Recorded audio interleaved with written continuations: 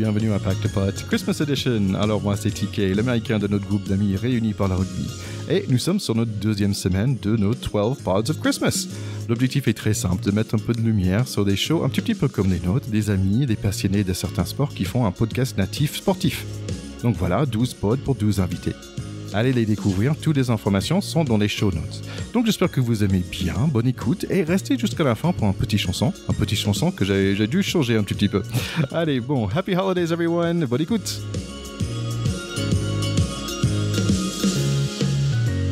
Alors, merci d'être avec nous pour notre 5e Pod of Christmas. Et oui, nous allons finir avec des sports américains, avec le plus pur, le plus poétique, c'est le baseball. Et vous inquiétez pas, si votre connaissance de baseball commence et s'arrête avec un film de Kevin Costner, nous avons 2 guides pour ce sport. C'est Mike et Guillaume avec leur podcast À coup sûr. Et là, aujourd'hui, je suis très content d'avoir Mike avec moi. Salut Mike, comment ça va ? Salut Ticket, je suis hyper content d'être là. Merci de nous inviter. Je suis désolé, Guillaume, il n'a pas pu se joindre avec nous. Il est en train de discuter avec Rob Manfred, le commissionneur, pour les négociations du nouveau CBA. Et si vous ne savez pas ce que ça veut dire, écoutez la suite. Très bien. Alors nous, on se connaît parce que vous m'avez gentiment invité l'année dernière pour parler de Hank Aaron et les Atlanta Braves. D'ailleurs, les Atlanta Braves qui ont gagné le famous World Cup. Alors rapidement, pour des gens qui ne savent pas, à coup sûr, ça veut dire quoi en fait ? À coup sûr, en fait, en gros, c'est la traduction d'un hit. Et un hit, c'est pas l'équivalent d'un but au foot, mais on va dire l'équivalent d'un tir, si tu veux. Et c'est la version québécoise. Et donc nous, on a dit à coup sûr, parce que c'est une expression française, mais c'est aussi une expression de baseball. C'est juste ça. Bah superbe. Donc première question, comment est-ce que 2 garçons relativement sages comme vous deux, comment vous êtes devenus des fanatiques de baseball alors ? Moi c'est assez simple, j'ai lu un manga Ticket, je me suis dit: «Oh c'est cool, j'ai envie de faire ça». J'ai cherché le club le plus près de chez moi qui s'entraînait le soir, donc compatible avec une vie de professionnel, tout simplement, de mec qui bosse, hein, et j'ai pris le club le plus nul pour être sûr de pouvoir jouer. C'est exactement ça qui s'est passé. Quel choix stratégique. Il faut admettre que quand même c'est un sport atypique, dans le sens que c'est un sport, il faut le vivre un peu, parce que si on n'a jamais lancé un bal et l'attraper, c'est assez zen quand même, il faut l'apprécier dans la vraie vie, on va dire. Ouais, c'est ça, si t'as jamais un peu senti le cuir, l'odeur, si t'as jamais pris une batte, écouté ce bruit. J'ai toujours l'habitude de dire que le sport est un sport d'émotion et le baseball est un sport de 5 sens. Faut le sentir, faut le toucher, tu vois, il faut avoir tout ça, il faut entendre le bruit de la balle, il faut sentir le vent qui passe à côté de toi, te manger un peu le sol 2-3 fois. C'est ça, c'est un sport de sens. Tu sais, j'avais raison quand je disais poétique dans l'intro. Donc pourquoi un podcast alors ? Donc tu as commencé à jouer, mais pourquoi tous les deux vous avez décidé de se lancer dans un podcast sur le baseball ? Alors il est pas là, donc je vais pas prendre le crédit à la place de Guillaume. À la base, c'est l'idée de Guillaume, d'accord ? Le jeu de mots à coup sûr, c'est pas le meilleur jeu de mots qu'on ait fait de toute la terre, mais c'est celui de Guillaume et il est très bien. En fait, Guillaume vient me voir un jour et dit: «Écoute, j'ai envie de faire un podcast sur le baseball, ça existe pas, mais un truc détendu, on parle du sport, on se la raconte pas, on dit juste des conneries et on s'amuse». Et il me dit: «Et j'ai pensé à toi». Je sais pas si c'était un compliment, mais c'est de là que ça vient. Du coup, il pense à moi, on fait des premiers tests. On ne le fera jamais écouter à personne, ces premiers tests, parce que c'était vraiment dégueulasse. Tu maîtrises dégueulasse, Ticket, c'est bon? Ouais, c'est bon, Bon, bah, parce voilà. que j'ai fait les premiers tests aussi. Donc on fait ça et en fait on se fait un petit cahier des charges. Qu'est-ce qu'il faut qu'on fasse, qu'est-ce qu'il faut qu'on se respecte, c'est quoi la discipline qu'on doit avoir, mais surtout c'est quoi le créneau. Et en fait le créneau a changé depuis, a évolué tout le temps. Bah super, parce que c'est bien d'être toujours en évolution, ça veut dire que ça fonctionne. Et donc en parlant de ça, le créneau, votre podcast, c'est pour qui ? C'est qui le public ? En fait, si tu veux, l'idée, c'est un peu, on a une intro. Quand on reçoit des gens dans notre podcast, on leur explique le b.a-ba du podcast. Je pense que tu fais pareil. Et l'un de nos créneaux à la fin, c'est de dire: les gars, surtout, on se détend. C'est une discussion entre potes autour du baseball. C'est juste ça. Et c'est exactement ça, ce truc-là. C'est que on bosse les épisodes, on bosse les sujets. Mais par contre, quand on en discute, si on n'a pas rigolé toutes les 2 minutes, c'est qu'on passe pas un bon épisode. Parce que on se prend pas au sérieux et c'est un peu le créneau, c'est on parle sérieusement du baseball sans se prendre au sérieux. Voilà, en fait, je me retrouve très bien dans tout ça, avec mon pack de potes à moi. Hein. Donc, vous êtes aujourd'hui number one in baseball sur Apple Podcast. Donc, super, bravo. Ouais, merci. Ça, c'est un truc assez fou quand tu regardes les évolutions, les stats et tout, et tu te dis ah ouais, il y a vraiment des gens qui nous écoutent. Ouais, en fait, c'est marrant parce que une des raisons, j'ai voulu faire ce petit projet, mettre un peu de lumière sur des podcasts comme le tien, comme le vôtre. Je trouve ça important que dans le monde de podcast, qu'on puisse aller écouter des choses sur le baseball, sur le hockey, sur des choses que peut-être on va pas avoir. C'est peut-être pas l'équipe qui va faire un podcast sur le baseball. Donc, je trouve ça chouette que vous êtes là et vous avez bien chopé ce créneau-là. Et c'est hyper important ce que tu dis, parce qu'on n'est pas des journalistes du tout.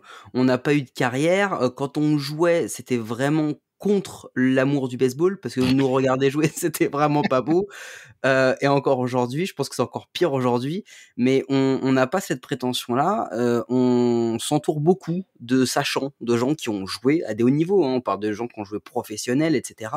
On parle de ça avec eux, et c'est vrai que c'est hyper important pour nous, c'est que nous, on garde ce côté où, bon, on va pas vous le dire, on dit pas tout le temps que des conneries, hein. Des fois, on a raison, des fois, on dit des trucs bien, mais globalement, on le dit sur un ton toujours de l'humour, et on est là pour s'amuser avant tout. Bah parfait, bah parfait. Mais maintenant, en fait, vous avez plus de 80 épisodes. Donc, mais attention, là, il faut ralentir un petit peu parce que quand moi je suis passé chez vous, bah, on était un peu ex aequo. Et là, vous nous avez dépassé. Donc, bravo pour tout votre travail. Mais qu'est-ce que ça vous a apporté de faire ce podcast, ou toi personnellement? Ah, mais Ticket, c'est complètement ouf. On en parlait avec Guillaume il y a pas longtemps. Tu te rends compte quand même qu'on a commenté une Coupe d'Europe. On a commenté une C'est Coupe chouette. d'Europe.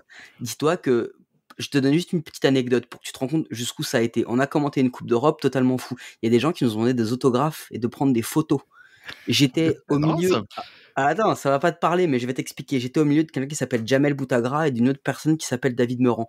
Ces deux personnes-là sont deux des pionniers du baseball en France. Des mecs qui ont joué pro au Japon, qui ont joué pro à Reno, dans des ligues indépendantes, etc. Des mecs qui ont joué des matchs de l'équipe de France en Australie, des qualifiers de baseball, enfin, des sommités du baseball français. On est au milieu de ces deux gars-là, il y a un mec qui vient et me dit, est-ce que je peux prendre une photo avec vous? Je dis, non mais t'as vu qui c'est qui est à côté de nous? C'est avec eux que tu veux prendre des photos, c'est pas avec nous. Donc c'est ça en fait, on a découvert des gens, on a découvert notre public, et puis nous, bah, on apprend des trucs toutes les semaines, on apprend des trucs sur le baseball qui sont fous. Bah, c'est super. Bah, écoute, j'aime bien ton énergie. Garde ça, c'est génial. Écoute, comme cadeau, qu'est-ce que tu peux nous préconiser comme épisode de ton podcast pour nos chers écouteurs ici à Pacte Pot? Cette question, Ticket, on en a parlé avec Guillaume, elle est pas facile, parce que comme tu l'as dit, il y en a plus de 80. Et en fait, c'est marrant parce qu'à chaque fois qu'on fait un épisode, on se dit, ah, celui-là, il était bien. Ou des fois, celui-là, il était nul, ça nous arrive, mais celui-là, il était bien. Et puis la semaine d'après, on dit, ah, celui-là, il était vraiment bien. Donc en fait, ça dépend qui tu es, Ticket. Est-ce que tu adores le baseball, t'es un fan, t'es hyper pointu? Moi, je peux t'en donner un.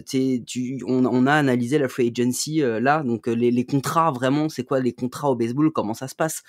Tu adores les histoires juste humaines. On en a un avec Jamel Boutagra, qui est quelqu'un qui a joué pro au Japon, qui nous explique, je t'en donne juste une petite, hein.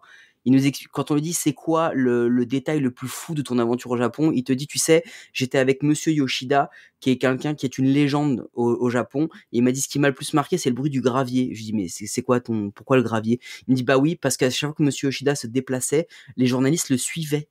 Et du coup, Ah, c'était le bruit des pas sur le gravier, tu vois. Donc, si t'aimes les histoires, écoute celui avec Jamel Boutagra. Si tu veux savoir c'est quoi le baseball pro au Japon, écoute celui avec Andy Paz. Le gars a fait des centaines de milliers de kilomètres en bus pour aller jouer des matchs au fin fond de l'Arkansas ou du Texas. Donc, il y en a plein. Il y a plein d'épisodes. Choisissez-le. Allez-y, faites-vous plaisir. ouais, et dans le doute, le numéro 36, parce qu'il y a moi. Voilà, et c'est ce que j'allais dire de toute façon. Celui où on parle de toi avec les Atlanta Braves, une espèce de Nostradamus du baseball. Ticket qui me dit non, j'y connais rien. Il vient, il parle des Braves, bim, ils sont champions la même année. Voilà, tu vois, je porte le bon humeur. Toi, tu portes le bonne humeur et moi, je porte la chance. Donc voilà, si vous êtes curieux de ce sport et si vous avez envie de connaître plus, Mike et Guillaume, ils sont là pour vous guider dans la bonne humeur, comme vous avez entendu. La saison est finie pour l'instant, mais abonnez-vous maintenant pour être prêt pour la saison prochaine. Et entre-temps, je suis certain qu'ils vont pas arrêter de faire des épisodes super drôles et super sympas. Merci beaucoup d'être là, Mike. À bientôt. Merci Ticket et merci à tous. Allez, on est prêt pour la chanson? Ok, let's go.